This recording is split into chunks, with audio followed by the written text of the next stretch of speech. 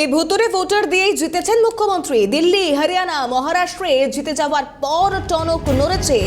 জিতলে বলে ইভিএম ঠিক আছে, আর না জিতলেই তা খারাপ। এই পলিসিতেই মুখ্যমন্ত্রী এগোচ্ছেন। আমরা চাই ভুতুরে ভোটার বাদ দেওয়া হোক, এমনটাই প্রতিক্রিয়া বিজেপি নেত্রী অগ্নিমিত্রা পালের।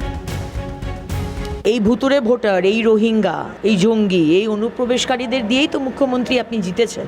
আজকে কাঁদুনি গাইছেন দিল্লি জিতে যাওয়ার পরে, হরিয়ানা বিজেপি জিতে যাওয়ার পরে, মহারাষ্ট্র জিতে যাওয়ার পরে। এখন ওনার মনে হয়েছে যে আর তো বেশি দিন সময় নেই, এরপরে বিহার, তারপরে পশ্চিমবঙ্গ, তাই আমাকে এখন থেকে কাঁদুনি গাইতে হবে।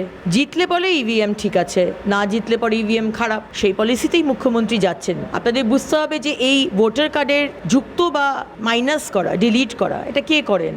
আমাদের ডিস্ট্রিক্ট ম্যাজিস্ট্রেট করেন। ডিস্ট্রিক্ট ম্যাজিস্ট্রেট কার আন্ডারে? সরকারের আন্ডারে। সুতরাং মুখ্যমন্ত্রী এখন আপনি এই কাঁদুনে গাইলে, আপনি যেটা চাইছেন আমরা সেটা বহুদিন ধরে চাইছি।